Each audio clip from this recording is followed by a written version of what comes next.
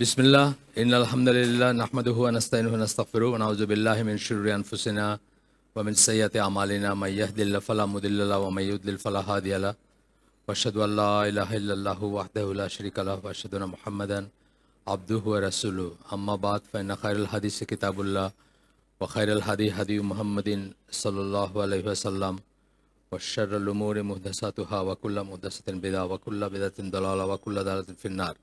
আসসালামু আলাইকুম ওয়া রাহমাতুল্লাহি ওয়া বারাকাতুহু। আমরা একটা বই ধরে পড়তেছিলাম, ধারাবাহিক বলতে পারেন, the authority and the importance of the সুন্নাহ। ইংরেজি বইটার নাম, বাংলা বইটার নাম হচ্ছে সুন্নাহর কর্তৃত্ব মর্যাদা বা সুন্নাহর কর্তৃত্ব গুরুত্ব, দলিল হিসেবে সুন্নাহর গ্রহণযোগ্যতা। আমাদের হালাকার আমরা হেডিং দিয়েছি সুন্নাহর কর্তৃত্ব ও গুরুত্ব। তো এটার এই বইয়ের চ্যাপ্টারগুলোতে আমরা জানি না প্রথম দিন বলছি কিনা, চ্যাপ্টারগুলা যেভাবে সাজিয়েছেন আমরা সেকেন্ড চ্যাপ্টারটা আছে, কিন্তু এই সেকেন্ড চ্যাপ্টারটা হচ্ছে এই বইয়ের সবচেয়ে কি চ্যাপ্টার বা কোর চ্যাপ্টার যদি বলি। সেকেন্ড চ্যাপ্টারটাই হচ্ছে সারবস্তু এই বইয়ের আর কি। চ্যাপ্টারগুলো একটু করে বলি আমি কিভাবে সাজানো। সুন্নাহ হাদিস এই শব্দগুলির অর্থ আমরা পড়ছি, এটা দ্বিতীয় চ্যাপ্টারে আছি আমরা এখন। দলিল হিসেবে সুন্নাহর মর্যাদা ও গুরুত্ব প্রতিষ্ঠায় প্রমাণসমূহ, এটা অত্যন্ত ইম্পর্ট্যান্ট। আমরা যে বললাম যে সুন্নাহর এত মর্যাদা, সুন্নাহর এত গুরুত্ব, এটার প্রমাণগুলা কি সেটা আমরা শিখবো। এই জন্য এই চ্যাপ্টারটাকে ওনারা বইয়ের ভিতরেই বলছেন যে এটা হচ্ছে এই বইয়ের সারবস্তু বা কি চ্যাপ্টার। তৃতীয় অধ্যায়টা হচ্ছে রসুলের ভূমিকা সমূহ, রোলস যেগুলো আমরা বলি, কি ভূমিকা পালন করছেন রসুল। চতুর্থ অধ্যায় হচ্ছে সুন্নাহর মর্যাদা বনাম কোরআনের মর্যাদা বা সুন্নাহর মর্যাদা, সুন্নাহর কোরআনের বিপরীতে বা মুখোমুখি সুন্নাহর মর্যাদা কতটুকু সেটা। পঞ্চম অধ্যায়টা হচ্ছে আল্লাহ কর্তৃক সুন্নাহর সংরক্ষণ, যেভাবে কোরআন সংরক্ষণ করছেন আল্লাহ, সুন্নাহও সেইভাবে সংরক্ষণ করছেন, সেটার প্রমাণসমূহ অথবা সেটা কেন বলতেছেন সেই কথাগুলো এক্সপ্লেন করছেন। ষষ্ঠ অধ্যায় হচ্ছে যে সুন্নাহ প্রত্যাখ্যান করে তার বেলায় বিধান। প্রত্যাখ্যান করা বলতে আমরা বোঝাচ্ছি যে অলটুগেদার সুন্নাহ প্রত্যাখ্যান করে বা সুন্নাহর গুরুত্বটা অস্বীকার করে তাদের বেলায় বিধান। একটা সুন্নাহ আপনি একদিন মিসওয়াক দিয়ে দাঁত মাজেন নাই, এই জন্য আপনার কোনো গুনাহ নাই, তাই না? কিন্তু সুন্নাহ as a way of life বা জীবন ব্যবস্থা হিসেবে সুন্নাহকে যে প্রত্যাখ্যান করে তার বেলায় কি বিধান, বা সুন্নাহকে যে মানতে চায় না, যেটা কোরআনীয়নরা করে বা অনেক মডার্নিস্টরা করে বা রিফর্মিস্টরা করেন, এবং পশ্চিমা জগতে যারা ওরিয়েন্টালিস্ট, যারা ইসলামকে ডিমিন করার জন্য, ধ্বংস করার জন্য অথবা হেয় প্রতিপন্ন করার জন্য কাজ করে থাকেন, তারাও সুন্নাহটাকে ডাউনপ্লে করতে চান। কারণ আমরা আপনাদেরকে বলছি যে 200 বছর কলোনিয়াল এরা যেটাকে বলি আমরা, সেই সময়টা 200 বছর প্লাস সময় ধরে অনেক চেষ্টা করেও মুসলিমদের যখন কাফের বানানো গেল না বা খ্রিস্টান বানানো গেল না, তখন তারা ডিসাইড করলেন যে দুইটা সফট টার্গেট তারা মুসলিমদের, দুইটা দুর্বল জায়গাতে তারা আঘাত করবেন। একটা হচ্ছে মুসলিমদের সুন্নাহ থেকে কাট অফ করবেন, আর একটা হচ্ছে মুসলিম মেয়েদেরকে ঘর থেকে বের করবেন। তো এটারই একটা আর কি, ওরিয়েন্টালিস্টদের চেষ্টা এখনও আছে, তখনও ছিল, এখনও জারি আছে। তারপরে সপ্তম অধ্যায় হচ্ছে সুন্নাহর পথই হচ্ছে ইসলামের পথ, অর্থাৎ এই অধ্যায়তে গিয়ে বলবেন যে সুন্নাহ, ইসলাম is equal to Sunnah, no Islam no সুন্নাহ, বা নো সুন্নাহ নো ইসলাম, ভাইস ভার্সা, দুই দিকেই আর কি। সুন্নাহ না থাকলে কোনো ইসলাম নাই, আর ইসলাম না থাকলে তো সুন্নাহ থাকার প্রশ্নই ওঠে না। তো যাই হোক, সেকেন্ড চ্যাপ্টারটাতে আমরা যেটাতে আসি সেটা ছিল, সেখানে আমরা সুন্নাহর গুরুত্ব বা সুন্নাহ যে ইম্পর্ট্যান্ট সেই ব্যাপারে আমরা 4টা সোর্স থেকে প্রমাণ করব। আমরা বলছিলাম গতদিন, যদি আপনাদের মনে থাকে। প্রথমত হচ্ছে কোরআন থেকে প্রমাণসমূহ, এটাই সবচেয়ে ইম্পর্টেন্ট। কারণ কোরআনীরা কি বলে, ওরা তো সুন্নাহ মানেই না, সুন্নাহ থেকে আমরা যে প্রমাণ দিব সেটাকে তারা বলবে আমরা তো সুন্নাহ মানি না, এতে প্রমাণ দিয়ে কী লাভ। তো কোরআন থেকে প্রমাণটাই হচ্ছে সবচেয়ে ইম্পর্টেন্ট। তারপরে আমরা আমাদের মতো যারা সুন্নাহ মানি কিন্তু সুন্নাহ সম্বন্ধে জানি না, তাদের জন্য হচ্ছে যে সুন্নাহ থেকে প্রমাণসমূহ, সুন্নাহর যে কতটুকু গুরুত্ব বা কতটুকু ইম্পর্টেন্ট সেটা। তারপরে যে রাসূলের সাহাবীদের থেকে তারা কীভাবে দেখতেন সুন্নাহকে, তাদের বক্তব্যগুলো নিয়ে আরেকটা প্রমাণের এবং ঘ হচ্ছে প্রমাণের চেষ্টা বা প্রমাণ উপস্থাপন করা।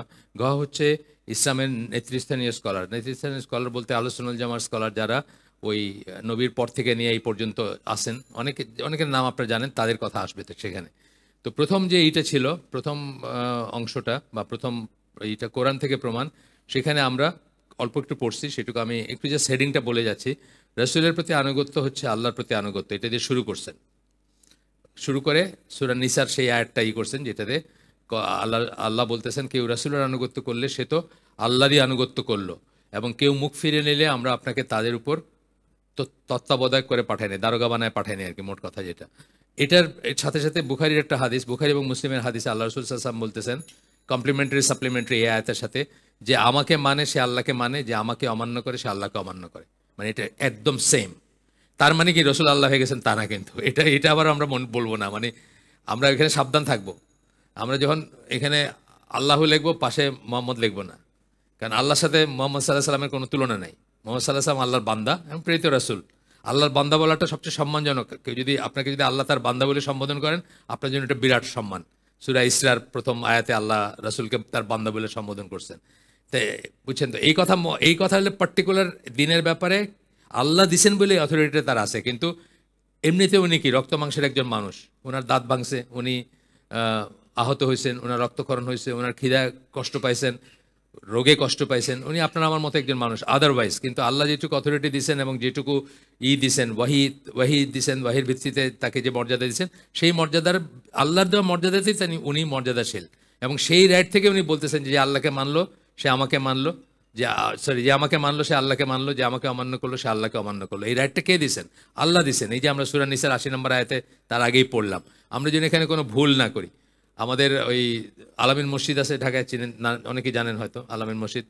তো ওই ভদ্রলোককে নিয়ে আমরা এক জায়গায় বিয়ের একটা কথাবার্তা এসে গেছিলাম উত্তরায়। তো উনি মসজিদে ঢুকে ওই মসজিদে নামাজ পড়ে নাই, উনি বারান্দায় নামাজ পড়ছে একা। মারা গেছেন উনি, নজরুল ভাই, মুক্তিযোদ্ধা সংসদের প্রতিষ্ঠাতা জেনারেল সেক্রেটারি ছিলেন। বাইরে জিজ্ঞেস করলাম কি নজরুল ভাই আপনি নামাজ পড়েন? বলে আল্লাহ মোহাম্মদ লিখে রাখছে এখানে, এখানে নামাজ পড়ে কি আল্লাহর মোহাম্মদ কি চাচাতো ভাই নাকি? ওনার কথা আর কি। কথাটা যদি একটু একটু হার্শ বলছেন উনি, কিন্তু আসলে আমাদের মাথায় এটা রাখতে হবে যে আল্লাহ মোহাম্মদ একসাথে দিয়া মানে সমান। আপনি দেখবেন ওই গাড়িতে দেখে, আমি যদি উবার চড়লাম, আমার গাড়িটা ছিল না বেশ কিছুদিন, উবার চড়লাম। তো উবারে দেখি যে মুসলমান ড্রাইভার একটা বোঝার একটা গোল একটা জিনিস লাগে, একদিকে আল্লাহ একদিকে মোহাম্মদ। না না না, প্রথম কথা হলো এটা লাগানোরই কোনো মানে নাই। এটা আপনাকে প্রোটেক্ট করবে না। আপনি যদি মনে করেন এটা প্রোটেক্ট করবে, এটা শিরক। আল্লাহর নাম লাগায় রাখলে এটা প্রোটেক্ট করবে মনে করলে শিরক। আয়াতুল কুরসি লাগায় রাখলে প্রোটেক্ট করবে মনে করলে শিরক। আয়াতুল কুরসি লাগায় রাখতে বলেন নাই, পড়তে বলছেন। তো এটা তো গেল একটা জিনিস। তারপরে আবার একই গোল্লার চাকতির এক সাইডে আল্লাহ, এক সাইডে মোহাম্মদ, মানে অলমোস্ট ইকুইভ্যালেন্ট, তাই না? নাউজুবিল্লাহ। এটা অনেক বড় বড় মালিকরা, কি বলে, বড় বড় মানুষরা বা অনেক বড় বড় কবি সাহিত্যিকরা এই ভুলটা করে গেছে। নজরুল ইসলাম একজন তার ভিতরে। মানে মিম আহমদ, মানে অনেক কথা বলছেন আর কি, মানে মিম উঠাই দিলে এটা হবে ওটা হবে। যিনি আল্লাহ তিনি রসুল, এই মার্কা কথা বলতে চাইছেন আর কি, নাউজুবিল্লাহ। এইগুলো আমরা এই ট্র্যাপেই পড়বো না। আমরা প্রপার জায়গায়, প্রপার যেই জায়গাটা হওয়ার কথা, সেজদায় পড়ে থাকবেন। এগুলো বর্ণনা পড়েন নাই আপনারা? কিয়ামতের দিন সেজদায় পড়ে থাকবেন, সেজদায় পড়ে থাকবেন।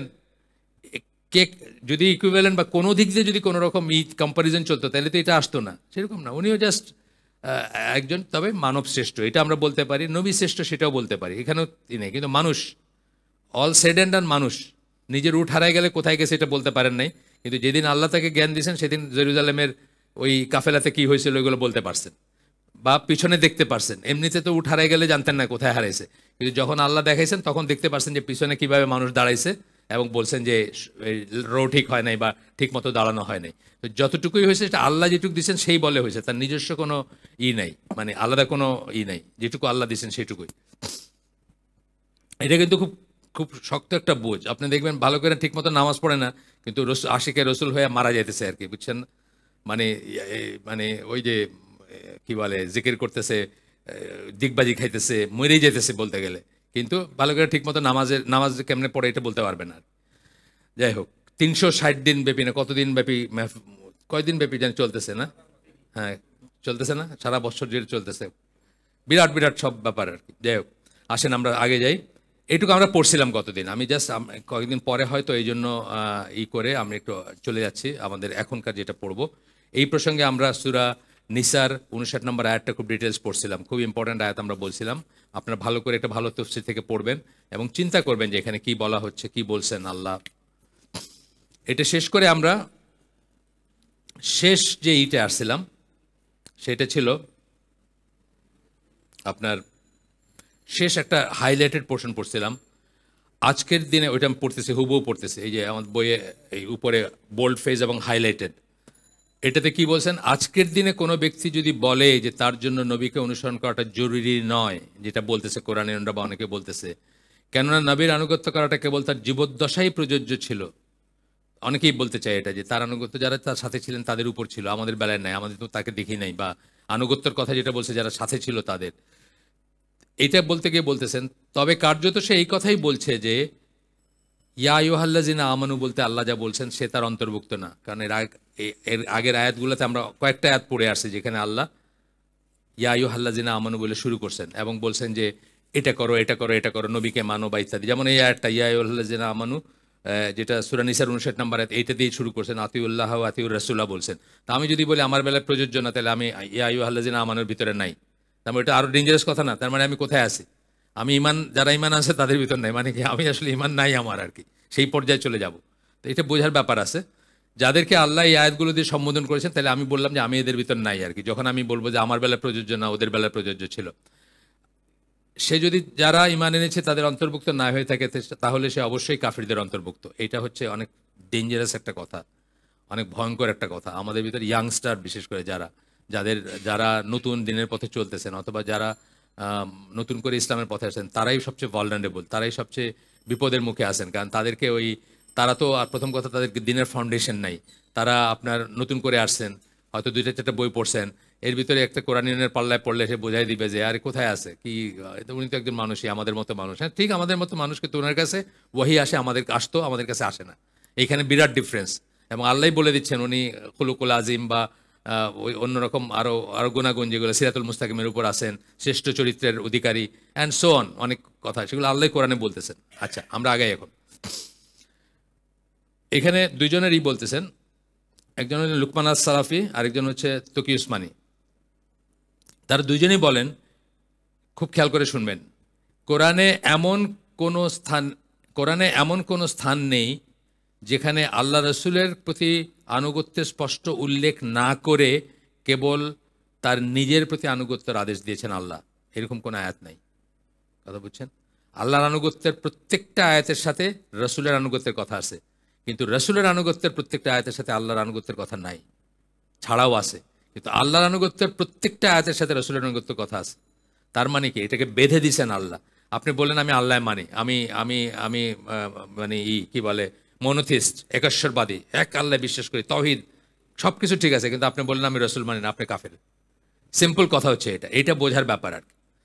একইভাবে রসুলের অবাধ্যতার ব্যাপারে সতর্কবাণী উচ্চারণ করা ছাড়া, যেখানে আল্লাহ তার নিজের অবাধ্যতার প্রতি সতর্কবাণী উচ্চারণ করছেন, সেখানে অলওয়েজ রসুলের অবাধ্যতার প্রতিও সতর্কবাণী উচ্চারণ করছেন, এটা বলতেছেন। একইভাবে রসুলের অবাধ্যতার ব্যাপারে সতর্কবাণী উচ্চারণ করা ছাড়া আল্লাহ তার নিজের প্রতি অবাধ্যতার ব্যাপারে সাবধানবাণী উচ্চারণ করেননি। আপনারা রিসার্চ করে দেখেন, খুলে দেখেন কোরআন। তো এটা হচ্ছে একটা বইয়ের দিয়েছেন এখানে, লুকমান আস-সালাফি, ইনি কন্টেম্পোরারি স্কলার এই যুগের, মোহাম্মদ লুকমান আস-সালাফি, আস-সুন্নাহ হুজ্জিয়াতুহা, হুজ্জিয়া মানে হচ্ছে অথরিটি আর কি, অথরিটি অফ সুন্নাহ, তার উপর লিখিত আরবিক বই, সেটার থেকে একটা রেফারেন্স দিয়েছেন এখানে। যাই হোক, এরপরে রসুলের আনুগত্যের মাধ্যম ছাড়া আল্লাহর আনুগত্য দেখাইতে হবে রসুলের আনুগত্যের মাধ্যমে, তার বাইরে কোনো আনুগত্য নাই, ওইটার মধ্য দিয়ে যেতে হবে, এটা বলতেছেন। সত্যিকার অর্থে আল্লাহর প্রতি আনুগত্য থাকতে পারে না। অর্থাৎ আল্লাহ তার নবীর কাছে ওয়াহি দ্বারা যে, এখানে কি পয়েন্টটা, ওয়াহি দ্বারা যে পথ নির্দেশনা প্রেরণ করেছেন তার মাধ্যম ছাড়া। আল্লাহ রাসূল সাল্লাল্লাহু আলাইহি ওয়াসাল্লাম আগেও বলছি, আমরা কখনো সাধারণ মানুষ, আপনার আমার মতো মানুষ হিসেবে কিছু কথা বলছেন, উদাহরণ দিছি আমি আগেও, আবারও দিতে পারি, সেই কথাগুলো আমাদের জন্য শিরোধার্য না, আমরা সেটা মানতে বাধ্য না। এটা সাহাবীরাও বুঝতেন, এমনকি একজন কৃতদাসী গল্প আছে, উনিও বুঝছেন যে নবী হিসাবে যেটা বলছেন এটা শিরোধার্য, আর যদি মানুষ হিসাবে, সাধারণ মানুষ হিসেবে কিছু রিকোয়েস্ট করে থাকেন বা বলে থাকেন, সেটা আমাকে মানলেও ভালো, না মানলেও কোনো সমস্যা নেই। এটা তারা বুঝতেন, এটা আমাদেরও বুঝতে হবে। এই জন্য এই কথাটা হাইলাইট করে দিচ্ছেন, ওয়াহি দ্বারা যে পথ নির্দেশনা প্রেরণ করেছেন তার মাধ্যম ছাড়া ওইটার ভিতর দিয়ে যাইতে হবে। আসলে কিভাবে আল্লাহর ইবাদত আনুগত্য করতে হবে সেটা জানার এটাই হচ্ছে একমাত্র পথ। আল্লাহর ইবাদত কিভাবে করবেন, আনুগত্য কিভাবে করবেন, কেমনে জানবেন আপনি? এমনকি কোরআনের কথা আমি বললাম না গতদিন, বা ওর সবসময় বলি আমি, যে কোনটা কোরআনের আয়াত এইটা জানারও কোনো রাস্তা নাই আল্লাহ রসুল সাল্লাল্লাহু আলাইহি ওয়াসাল্লামের শরণাপন্ন হওয়া ছাড়া। উনি বলছেন এটা কোরআনের আয়াত, উনি বলছেন এটা হাদিস কুদসি, তো সুতরাং এটা কোরআনের আয়াত, এটা কোরআনের আয়াত না। উনি যেটা বলছেন সেটা না, তার মুখ দিয়ে যেটা বাইরেছে, তিনি যেটা বলছেন সেটা। আচ্ছা, এরপরে একটা আয়াত আসতেছে, এইখানে বলছেন এটা তবে যে কেউ এমন আয়াত দেখতে পাবে যেখানে আল্লাহর নিজের প্রতি আনুগত্যের কথা উল্লেখ করা ছাড়াই কেবল নবী সাল্লাল্লাহু আলাইহি ওয়াসাল্লামের আদেশ দিছেন আল্লাহ, এটা পাবেন আপনি খুঁজা।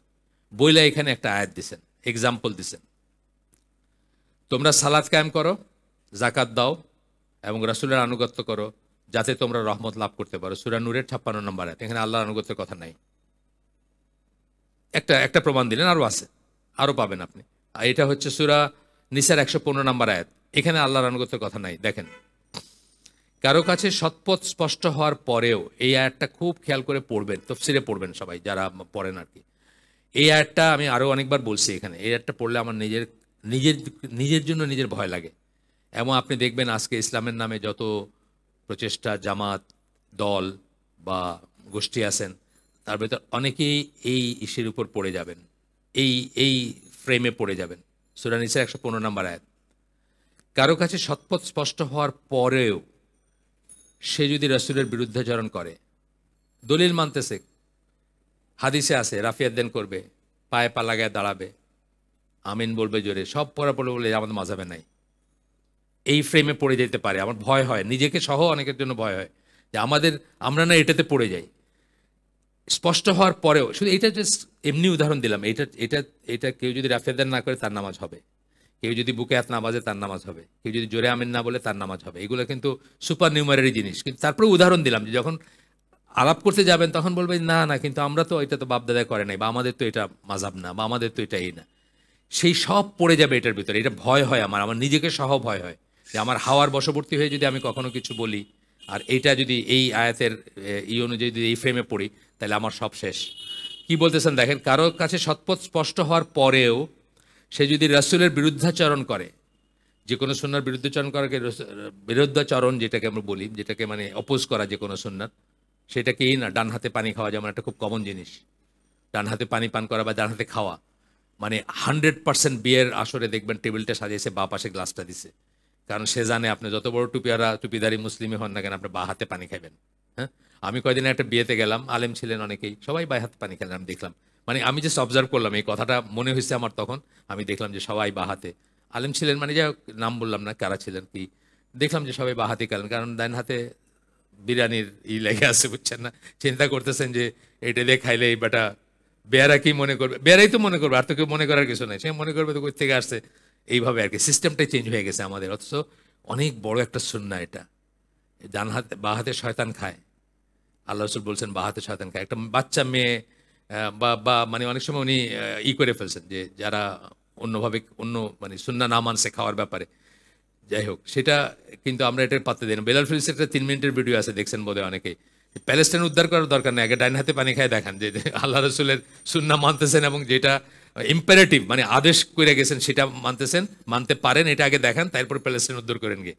তো 2-3 মিনিটের একটা আছে, উনি বলছেন যে অনেকে এরকম করে হাতটা ছোঁয়ায়, ডান হাতটা ছোঁয়ায়, তো উনি আবার ছেড়ে দিয়েছেন, ছেড়ে দিয়ে বলছেন যে এখন তো গ্লাসটা পড়ে গেল, তাহলে ওইভাবে ধরলে হবে না যে বা হাত সরায় নিলে গ্লাসটা পড়ে যাবে, এটা বলছেন। যাই হোক, তো এরপরে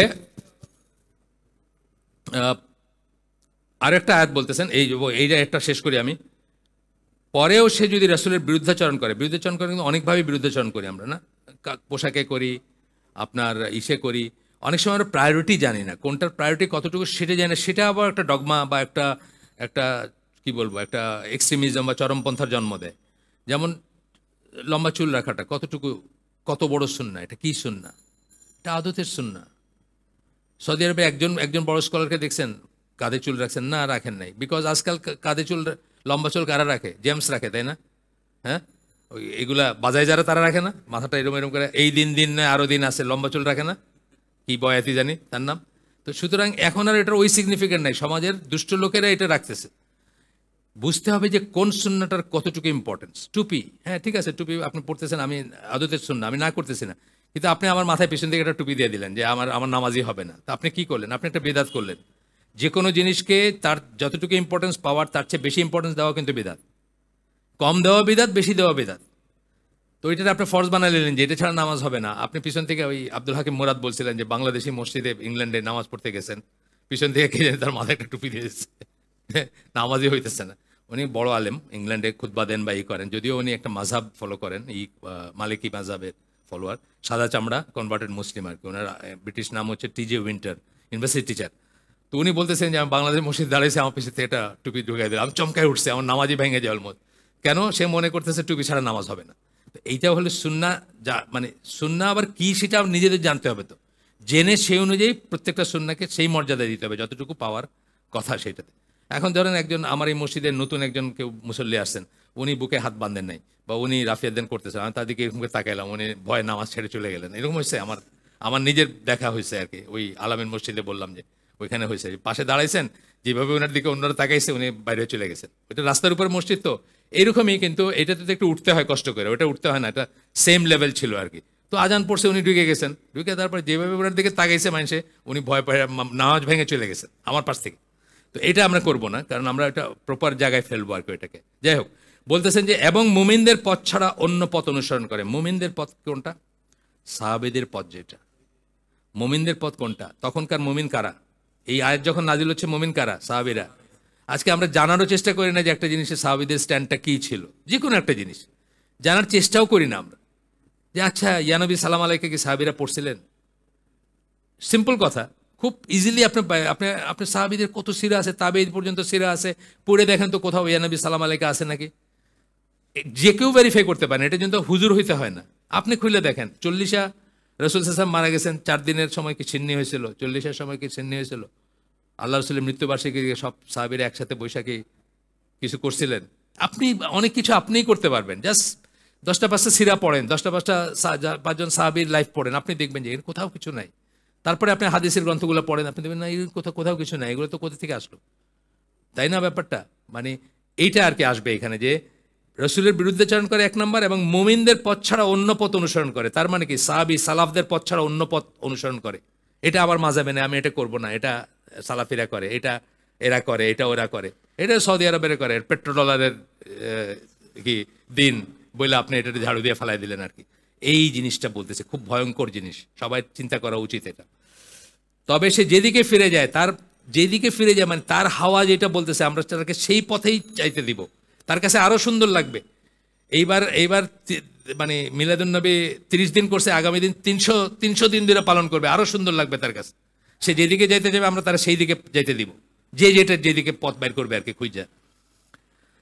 সে যেদিকে ফিরে যায় আমরা তাকে সেদিকেই যেতে দেব, এবং তাকে জাহান্নামে প্রবেশ করাবো। কত না মন্দ সেই আবাসস্থল। এটা কোরআনের একটা স্টাইল আর কি, মানে এই আবাসস্থল সম্বন্ধে বলা। এখানে কিন্তু আল্লাহর আনুগত্যের কথা নাই কোথাও, বা আল্লাহর অনানুগত্যের কথা নাই। আগেরটায় রসুলের আনুগত্যের কথা ছিল, আর এখানে অনানুগত্যের কথা আছে, যে রসুলের বিরুদ্ধাচরণ করে, রসুলের পথ ছাড়া বা মুমিনদের পথ মানে সাহাবীদের পথ ছাড়া অন্য কোনো পথ খুঁজে। অনেকেই দেখবেন মানে জাস্টিফাই করার চেষ্টা করে, অনেকে জানে জিনিসগুলা, অনেক মানুষ আছে জানে, কিন্তু হয়তো চাকরির জন্য বা সোশ্যাল প্রেশারে বা হাওয়া বা তার ইচ্ছা, তার ভালো সারা জীবনে এটাই শিখছে, সে জাস্টিফাই করার চেষ্টা করে। অনেক গরিব বড় বড় ব্যাপারে করে, মানে ছোট ব্যাপারে রাফিদেন বা এগুলো মুখে আসলো বললাম, এগুলো তো বললাম যে এগুলো তো মানে রিকমেন্ডেড পর্যায়ের সুন্নাহ, এগুলো না করলে নামাজ হবে যে কারো। এই মালিকি মাযহাবের মানুষজন দেখবেন তারা এরকম হাতটা এরকম রাখে, তাদের নামাজ হয় না, কেউ বলে না এখন, তো না করলেও হবে। কিন্তু আরো আরো সিরিয়াস জিনিস আছে না, সিরিয়াস জিনিসগুলো ই করতেছে। যাই হোক, এই আয়াতটা আপনারা, আজকে 2টা আয়াতের কথা বললাম, যে একটু খেয়াল করে তফসিরটা দেখবেন। একটা বলছি আগের দিন বলছিলাম, আবার বললাম, সূরা নিসার 59 নম্বর আয়াতটা ডিটেলস পড়বেন, অনেকটুকু সময় নিয়ে পড়বেন, একটা ভালো তফসির থেকে পড়বেন। যাদের ইংলিশে কনভার্সেন্ট যারা, তারা তফসিরে সাদি অথবা নবুল কোরআন বা ওই ধরনের কিছুতে পড়বেন। যারা বাংলায় পড়তে চান, আবু বকর জাকারিয়া ভাইয়ের ইসেতে পড়বেন, বা একটা ভালো কোনো ইসেতে পড়বেন ইনশাল্লাহ। আচ্ছা আসেন আর সামনে যাই। এরপরে এইখানে তকি উসমানী এই ব্যাপারটা ব্যাখ্যা করেন। তকি উসমানী পাকিস্তানি স্কলার, হানাফি, স্ট্রং হানাফি। উনি হইলেও ওনাকে দুনিয়াতে ওনার কিছু কিছু ব্যাপারে, ওনাকে হালাল হারামের বিধানের ব্যাপারে এবং ব্যাংকিংয়ের ব্যাপারে উনি কিন্তু একজন অথরিটি, ইসলামিক ব্যাংকিংয়ের ব্যাপারে, যদিও কট্টর হানাফি। এবং আগের দিন আমরা বলছি যে মাযহাব কিও কেন একটা বই আছে ওনার, বাজারে পাওয়া যায়, সূরা নিসার 59 নম্বর আয়াতটা, সেটা নিয়ে, সেটাকে বেস করে উনি বইটা লিখছেন বা ওইটার থেকে যুক্তি দেখাইছেন। অথচ সূরা নিসার 59 নম্বর আয়াতটা নাজিলই হয়েছে অন্ধ অনুকরণের এগেনস্টে। আপনি যেন কারো অন্ধ অনুকরণ না করেন, অর্থাৎ যে কেউ আমির হোক যেই হোক, সে যতক্ষণ আল্লাহ আল্লাহ রসুলের পথের উপর আছে ততক্ষণ আনুগত্য, না হলে কোনো আনুগত্য নাই। এই উপলক্ষে নাজিল হয়েছে এই আয়াতটা, কিন্তু উনি এই একই আয়াত দিয়ে করছে যে মাযহাব কি ও কেন বলতে চাইছেন আর কি। এটা একটা ডগমা। যাই হোক, আল্লাহ সবাইকে হেদায়েত দেন এবং সবাইকে মাফ করুন। আমি দুইটাই জিনিসই বলি, হেদায়েত দেন এবং মাফ করুন। কারণ মুস্তফা আল আজামি অথবা জিয়াউর রহমান আজামি, তারা ইন্ডিয়ান হিন্দু ছিলেন জিয়াউর রহমান আজামি। তারপর উনি তো সৌদি আরব গিয়ে ওখানে মদিনা ইউনিভার্সিটিতে পড়াইছেন, সেই সহিহ শুদ্ধ হাদিসের 18 ভলিউমের এইটা কম্পাইল করে গেছেন, অনেক বড় কাজ করাইছেন আল্লাহ তাকে দিয়ে, যেটা কোনো আরব করেন নাই, একজন হিন্দুর থেকে উনি হয়েছেন। তো সেই জন্য একজন মুসলিম যিনি, ওনার তো আরও চান্সটা বেটার যে ওনার হেদায়েত হবে, মৃত্যুর আগে হইলেও হবে, বা যেটুকু ভুলের উপর আছেন সেটা করে যাবে। তো তারপরে আমরা তার জন্য দোয়া করবো। এখানে কি বলতেছেন উনি, খুব এই উদ্ধৃতিটা আমরা পড়বো। এই উদ্ধৃতিটা হচ্ছে অথরিটি অফ সুন্নাহ, সুন্নার কর্তৃত্ব, ওনার একটা বই আছে, সেটার থেকে এইটা করছেন, উদ্ধৃতিটা দিচ্ছেন এই লেখক যিনি। নবীর প্রতি আনুগত্যের প্রতি এত বেশি গুরুত্ব আরোপ করার কারণ হচ্ছে এই যে, আমি উদ্ধৃতিটা ফুল পড়বো কিন্তু, হ্যাঁ, আগেরগুলো তো আমি অল্প অল্প করে টাচ করে গেছি, এটা যে যত উদ্ধৃতি আছে বইতে এটা ফুল পড়বো, তাইলে আপনারা বুঝবেন ব্যাপারটা বেটার। কেন করছেন সেটা বলতেছেন। নবীর প্রতি আনুগত্যের মাধ্যম ছাড়া আল্লাহর প্রতি আনুগত্যের দাবি পূরণ করা সম্ভব নয়। আল্লাহ আলাদা আলাদা করে প্রতিটি ব্যক্তিকে সম্বোধন করে বলে দেন না যে তার কাছে তিনি কি চান।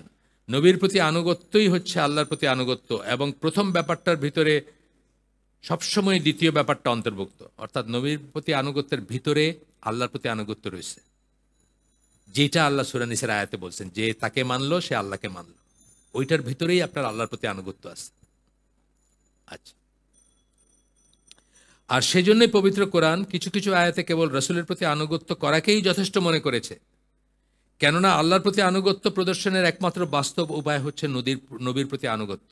একমাত্র বাস্তব উপায়। আপনার সালাতই হবে না যদি আপনার নবীর তরিকা ছাড়া নিজে নিজে সালাত পড়েন, হবেই না। আপনি মনে করলেন যে দুইটা সেজদার কি দরকার, একটা সেজদা, বলতেই পারেন আপনি। আল্লাহ সেজদার কথা আসছে কোরআনে, বাট নামাজের সেজদা না হোক, সেজদার কথা আসছে। আপনি মন গড়াভাবে মনে করলেন যে হইলেও আপনার নামাজ হবে না। আপনি মনে করলেন যে 7 চক্কর দেওয়ার দরকার নাই, ওই জায়গায় আমি 8 চক্কর দিব। 8 চক্করকে আপনি মনে করলেন যে ঠিক আছে, ওইটাই ঠিক। আপনার কি হবে? হবে না। বেশিও করলে হবে না, কম করলেও হবে না, এক্স্যাক্ট করতে হবে, তাই না? কিছু কিছু আছে না এক্স্যাক্ট। ফজরের নামাজ একটু বাড়ায় 4 রাকাত পড়ি, হবে না। সুতরাং নবীকে ফলো করার ভিতরে আমরা জানি ইবাদত কবুলের 2টা শর্ত ইমানের পরে। প্রথমটা হচ্ছে ইখলাস, বা আল্লাহর, কেবলমাত্র আল্লাহর জন্য করতে হবে। আর দ্বিতীয়টা হচ্ছে রাসূল সাল্লাল্লাহু আলাইহি ওয়াসাল্লামের দেখানো পদ্ধতিতে করতে হবে।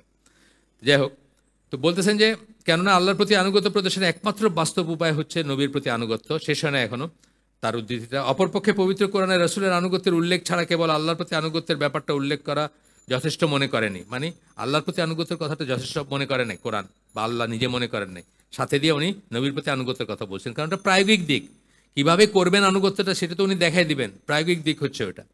রাসূলের প্রতি আনুগত্যকে অবজ্ঞা করার সামান্যতম অজুহাতের সম্ভাবনা বাতিল করতে এবং সকল নিহিতার্থ সমেত রাসূলের প্রতি আনুগত্য ছাড়া যে আল্লাহর প্রতি আনুগত্য অসম্পূর্ণ থেকে যায়, সেই ব্যাপারে কোনো সন্দেহের যেন অবকাশ না থাকে, কোনো সন্দেহ যেন না থাকে যে আমি রাসূলের আনুগত্য না করলে আল্লাহর আনুগত্য করলেই এনাফ, যেটা কোরআনীয়নরা বলে যে শুধু কোরআন অনলি, কোরআন শুধুই মানলেই চলবে। সেটা কোনো সন্দেহের অবকাশ না রাখতে চেয়ে এমনটা করা হয়েছে। উনি বললেন যে কোনো সন্দেহের অবকাশ যেন না থাকে, কেউ যেন টুইস্ট করতে না পারে, এই জন্য এরকম করা হয়েছে। এরপরে বলতেছেন নবীর আনুগত্য করা এবং তার অনুসরণ করা। এখানে বলতেছেন যে এই ব্যাপারে কোনো মুসলিমের মনে কোনো প্রকার সন্দেহ থাকার উপায় নেই যে নবীর আনুগত্য করা এবং তার অনুসরণ করা তার উপর ফরজ। এই জিনিসটা, কনসেপ্টটা হচ্ছে ফরজ। এরপরে ফরজের ভিতরে মানে পুরা সুন্নাহর কনসেপ্টটা, মানে তার আনুগত্য করবেন এবং তার অনুসরণ করবেন, এই কনসেপ্টটা হচ্ছে ফরজ। কিন্তু কোথায় কতটুকু আনুগত্য করবেন সেটা আসবে নবী যেভাবে ক্লাসিফাই করে দিচ্ছেন। কোনোটাকে ফরজ বলছেন, কোনোটাকে ওয়াজিব বলছেন, কোনোটাকে সুন্নাহ বলছেন, কোনোটাকে মুবাহ বলছেন, ক্লাসিফাই করে গেছেন না। উনি খেজুর খাইতেন, আমার জন্য খেজুর খাওয়াটা মাস্ট না, তাই না? উনি খেজুর খাইতেন, উনি অন্যান্য আরও তাদের যেসব ডায়েট ছিল, আমাদের বাংলাদেশ ডায়েট অন্য না, এটা না। উনি এক ধরনের কাপড় পরতেন, নরওয়েজিয়ান মুসলিমরা ওভারকোট পরে, সুতরাং ওইটা ফরজ না। এটা বুঝতে হবে, ক্লাসিফিকেশন আছে। কিন্তু সুন্নাহ অ্যাজ এ কনসেপ্ট, জীবনের ব্যবস্থা হিসেবে সুন্নাহ যে আমাদের জীবন ব্যবস্থা, সেই জিনিসটা অস্বীকার করার কথা আসতেছে, বা সেই জিনিসটার কথা আসতেছে ফরজ। সেটা অনুসরণ করাটা ফরজ, নবীর আনুগত্য করা এবং নবীর অনুসরণ করাটা।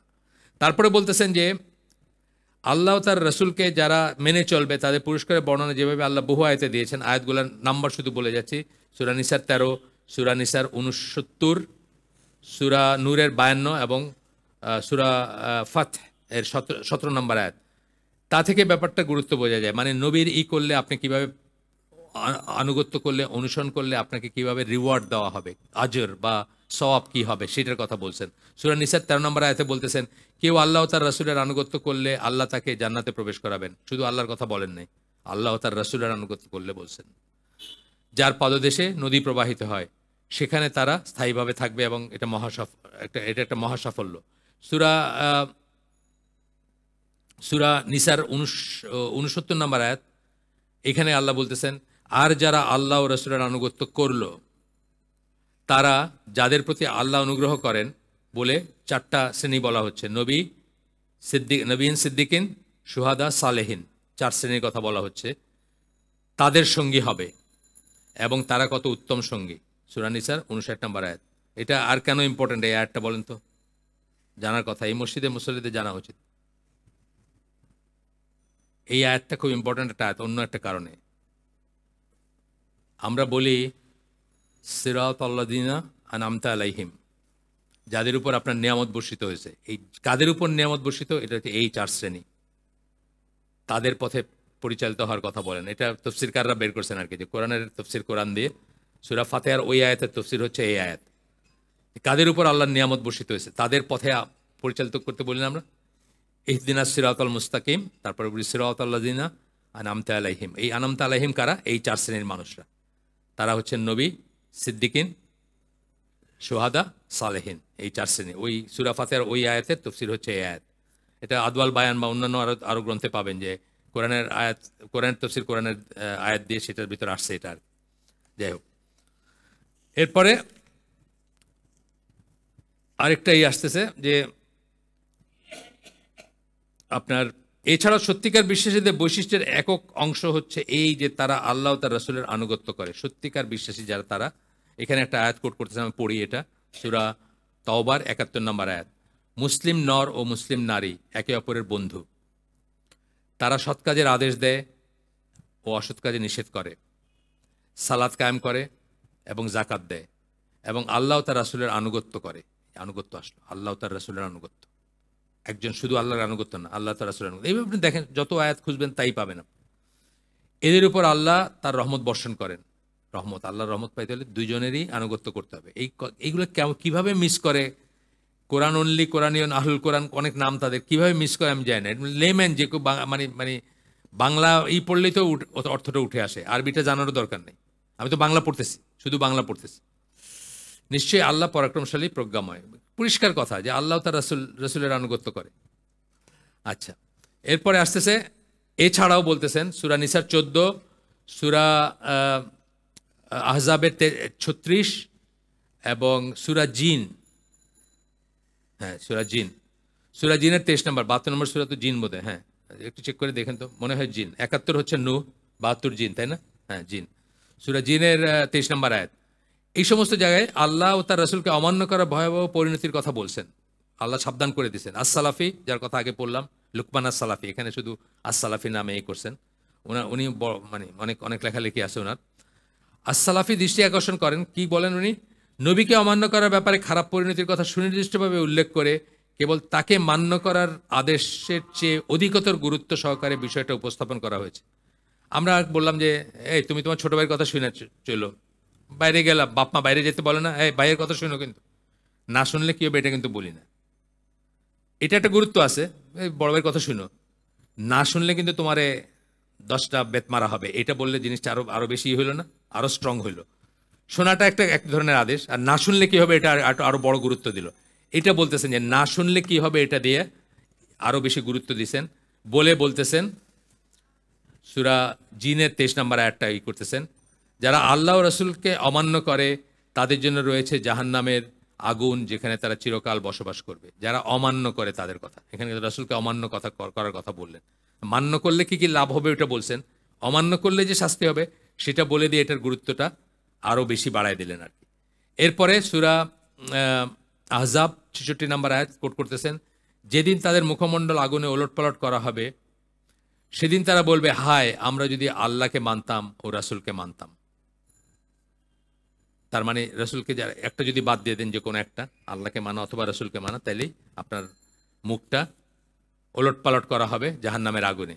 এটা একটা কোরআনের একটা ল্যাঙ্গুয়েজ, যে মুখের উপর হিচড়ায় বা মুখের উপরই করা হবে, এরকম এই একটা ল্যাঙ্গুয়েজ আর কি। এরপরে সূরা নিসার 42 নম্বর আয়াত কোট করতেছেন, বলতেছেন যারা কুফরি করেছে এবং রাসূলের অবাধ্য হয়েছে, একদম স্পষ্ট করে রাসূলের অবাধ্য হওয়ার কথা বলতেছেন। যারা কুফরি করেছে এবং রাসূলের অবাধ্য হয়েছে তারা সেদিন কামনা করবে যদি তারা মাটির সাথে মিশে যেত। আপনারা জানেন তো কাফেররা বলবে যে ইনকুন্তু তুরাবা, এই যে ঈশের সূরা নাবার শেষ আয়াত, তো সেটা তারা বলবে হায় আমরা যদি, তারা সেদিন, এটা সূরা নিসার 42 নম্বর আয়াত বলতেছেন, কামনা করবে তারা যদি মাটির সাথে মিশে যেত। আর তারা আল্লাহর কাছ থেকে কোনো কথাই গোপন করতে পারবে না। এখানে কিন্তু শুধু রাসূলের অবাধ্যতার কথা বলা হয়েছে এই পার্টিকুলার আয়াতটাতে। এটা যে কোনো বড় বই, যেমন ধরেন বড় বই বলতে আমি বলছি ভালো লেখা বই আর কি, ইসলামের বই যেগুলো, মোহাম্মদ বিন আব্দুল ওয়াহাবের ওই বইটার নাম কিতাবুত তাওহীদ, কোরআন হাদিস নিজের কিন্তু অলমোস্ট কোনো কথা নাই। এখানে দেখতেছেন আপনার একের পর এক আয়াত আসতেছে, কিন্তু খুব একটা নিজের মতামত দেন নাই, খুব নিজের মন্তব্য দেওয়ার এই বোধ করেন নাই, দরকার নাই। আচ্ছা, কেবল তার প্রতি অবাধ্যতার মনোবৃত্তি নিয়ে আলোচনা করাও নিষিদ্ধ। আল্লাহর রাসূলের বিরুদ্ধে ষড়যন্ত্র করা কাফিররা করছে না, মুনাফিকরা করছে। অথবা কেবল তার প্রতি অবাধ্যতার মনোবৃত্তি নিয়ে আলোচনা করাও নিষিদ্ধ।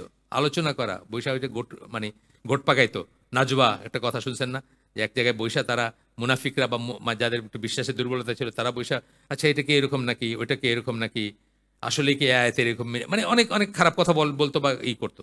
সেই সম্বন্ধে আল্লাহ বলতেছেন সূরা মুজাদালার 9 নম্বর আয়াতে, হে মুমিনগণ, তোমরা যখন গোপন পরামর্শ করো সেই পরামর্শ যেন পাপাচার, সীমালঙ্ঘন এবং রসুলের বিরুদ্ধাচরণ সম্পর্কে না হয়। আমরা বলি না ঘোট পাকানো, বলি না, মানে একলা বৈশা মানে একটা দল বৈশা আলাপ করা। আমাদের দেশে এটা আছে কিন্তু খুব, মানে ধরেন কারো একটা কিছু ঘটছে সেটার বিরুদ্ধে চায়ের দোকানে বা অন্য কোথাও বৈশা এটা খুব সিরিয়াস আলোচনা, যে উনি এটা কি বললেন, উনি এটা কেন করলেন। সেই রকমই নবীর বিরুদ্ধাচরণ যেন না হয়। কি বলছেন? পাপাচারের ব্যাপার যেন না হয়, সীমালঙ্ঘনের ব্যাপার যেন না হয়, রসুলের বিরুদ্ধাচরণ সম্পর্কে যেন না হয়। তোমরা কল্যাণকর কাজ ও তাকওয়া অবলম্বনের পরামর্শ করো তোমরা, কিন্তু সেটা কি ভালো কাজের তাকওয়ার জিনিসের পরামর্শ করো, খারাপ জিনিসের পরামর্শ করো না। করে না, কি করে এই মসজিদটা ভাঙবে, কি করে এই মসজিদের এই ভণ্ডুল করবে। এখন পর্যন্ত চলতেছে আমাদের সেই চাঁদপুর মসজিদের একটু আগে শুনলাম আফটার মাথ যেটা চলতেছে, কি করে এটাকে ভণ্ডুল করা যায়, কি করে মানুষকে ফেরানো যায়, কি করে মসজিদটা দখল করা যায়, কি করে মানে বন্ধ করা যায় দিনের কাজে, দিনের দাওয়াত। কেন? আপনার দলের মতো করে আপনার দলের মতো কথা বলতেছে না তারা, এই তো ব্যাপারটা, আর তো কিছু না। আপনার চেষ্টা করে একটু খোঁজ করে দেখানো নাই যে কোনটা সত্যি। সারা জীবন কাটাই দিয়েছেন মুহতামিম হিসাবে কোনো মাদ্রাসার বা কোনো মানে বড় একজন মানে মসজিদের কোনো খতিব হয়ে, কিন্তু একটাবার নিজে কোরআনটা উল্টায় দেখেন নাই কি লেখা আছে, বা হাদিসটা উল্টায় দেখেন নাই কি লেখা আছে, বা একটা গবেষণা করার চেষ্টা করেও দেখেন নাই কি লেখা আছে। আমি আমার এক দিনী ভাইয়ের কথা বলছি না, ঢাকা ইউনিভার্সিটির টিচার, উনি কমিউনিস্ট ছিলেন, নাস্তিক ছিলেন। উনি কোরআনের ভুল দেখার জন্য কোরআন পড়তে শুরু করছিলেন এবং উনি পরের দিনের বড় একজন দায়ী হয়ে গেছেন। এইটা করলেও তো একটা কাজ হইতো, যে আচ্ছা দেখি কি লেখা আছে, এরা যে এরকম কয় কি আছে, হাদিস দেখি, কোরআন দেখি। আচ্ছা, যাই হোক, এটা মুজাদালার ওইটা। তারপর বলতেছেন যে তোমরা কল্যাণকর কাজ ও তাকওয়া অবলম্বনের পরামর্শ করতে পারেন, কল্যাণকর কাজের করেন। বসে কি করলেন যে কিভাবে দিনের, যেমন ধরেন অনেকে এই মসজিদে আজকে আসছেন কিরম যায় না, আসেন নাই বোধহয়, ফয়সাল বলে একজন আছেন, ওই কাজীর বাগ বাড়ি, ওই পূর্বাচলের ওইদিকে। ওনারা যেমন কয়েকদিন আগে ওখানে ওই বাচ্চাদের একটা বই পড়া, ভালো ভালো বই পড়ার করে সেখানে পুরস্কার করলেন। এটা আমার একটু ছবি পাঠাইছেন, জানাইছেন। এই যে জানাইলেন, এটাও এক ধরনের পরামর্শ, যে এটা করতেছি আমরা, এটা করব। এই ধরনের কাজের পরামর্শ করতেই পারেন সবসময়, সেটা বলতেছেন এইখানে আর কি। তারপরে বলতেছেন যে কল্যাণকর কাজ ও তাকওয়া অবলম্বনে পরামর্শ করো ও আল্লাহকে ভয় করো, যার কাছে তোমাদের ফিরিয়ে আনা হবে। তাইলে এই কথা রাসূলের বিরুদ্ধাচরণের পিছনে বসে আজকে আমাদের অনেক, এই বাংলাদেশে অনেক সভা হয়, অনেক আতলামির সভা হয়, আতেল সভা হয়, যেখানে সুন্নার সমালোচনা করা হয়, রসুলের সমালোচনা করা হয়। উনি এত কটা বিয়ে কেন করছিলেন, উনি এটা কেন করছিলেন, উনি ওটা কেন করেন না, এইসব কথা বলা হয় না। কত রকমের কথা, আশ্চর্য হয়ে যাবে। মুসলিম নামদারিদের কথা এগুলো। ব্লগিং করতাম আমি যখন, কতগুলো এই মানে কোথায় জন্মাইছে আমার মনে হয় যে মানে আউটার স্পেস থেকে আসছে আর কি, যেসব কথা তারা বলে। তাদের মানে 14 গোষ্ঠীতে হয়তো কোনো মুসলিম ছিল না কোনোদিন, এরকম মনে হবে বললে। মানে এমনকি বললাম না যে কাফেররাও তুলে দিয়েছে মক্কা, কি এই মক্কা নাকি, এটা নিয়েও মানুষের মনে সন্দেহ আছে। কাফেরদের কথা, তারা একটা ডকুমেন্টারি বানাইছে যে এটা আসল মক্কা হলো জর্ডানের এখানে পেট্রা একটা জায়গা। এখন মুসলমানরাও এটা নিয়ে সন্দেহ, আমারে ফোন করছে, স্যার এটা কি বলে। আমি বললাম কি আপনি তো দিন তো যার কাছ থেকে নিতেছেন তারা জিজ্ঞেস করেন কি বলে, আমারে কেন জিজ্ঞেস করতেছেন? আপনি তো আমার কাছে দিন নেন নাই, আপনার দিন শুরু করছেন কাফেরের ভিডিও দেখা। আপনার দিনের জ্ঞান আহরণের হচ্ছে কি, সোর্স কি? কাফেরের ভিডিও। আপনার ইউটিউব আপনার দিনের টিচার আর কি। তা আপনি তো আমার কাছ থেকে নেন, আমাকে জিজ্ঞেস করতেছেন কেন? আমি বললাম যে যারা মক্কায় গেছেন, যারা হজে গেছেন, যারা উমরায় গেছেন, ইউ ক্যান অলমোস্ট সি যে এই পথ দিয়ে কে হাঁটছেন, কোন পথ দিয়ে কে হাঁটছেন, কোন টাকার বাড়ি ছিল, কোন টাকার জায়গা আপনি দেখাই দিবে। এখানে এর বাড়ি ছিল, আবু জাহেলের বাড়ি ছিল, এখানে রসুলের কাজিনের বাড়ি ছিল, এখান থেকে মেরাজে গেছিলেন, এখান থেকে এটা হয়েছিল, এটা হয়েছিল, আপনাকে দেখাই দিবে। আপনি বলতেছেন এই মক্কা মক্কা নয়, আরো মক্কা আছে। মানে ব্যাপারটা তো তাই। তো আমাদের আমাদের অবস্থা খুব করুণ আর কি, যেহেতু আমরা পড়াশোনা করি না, আমরা মানে জন্মগতভাবে বা ওই গদিনেশন হয়ে যায় না, বাপে পীর ছিল আমিও পীর, বাপে আলেম ছিল আমিও আলেম, বাস বংশ পরম্পরায় চলতেছে। আমি যেদিন বাপ মারা গেল ওই দিন থেকে যে সেট অফ পিপল বাপের পার্টিতে এখন এসে আমার পার্টিতে শুরু করছে, এই তো ব্যাপারটা হয়। এবং আমি ওই ওই সেই আমি একদম মানে একজন আর কি, বিশেষ ব্যাপার আর কি। তারপরে বলতেছেন যে কেবলমাত্র একজন মুনাফিক অথবা ত্রুটিযুক্ত ঈমান সম্পন্ন কেউ আল্লাহ রসুল সাল্লাল্লাহু আলাইহি সাল্লাম যা বলেছেন, আদেশ করেছেন বা প্রতিষ্ঠিত করে গেছেন তা থেকে মুখ ফিরিয়ে নেবে।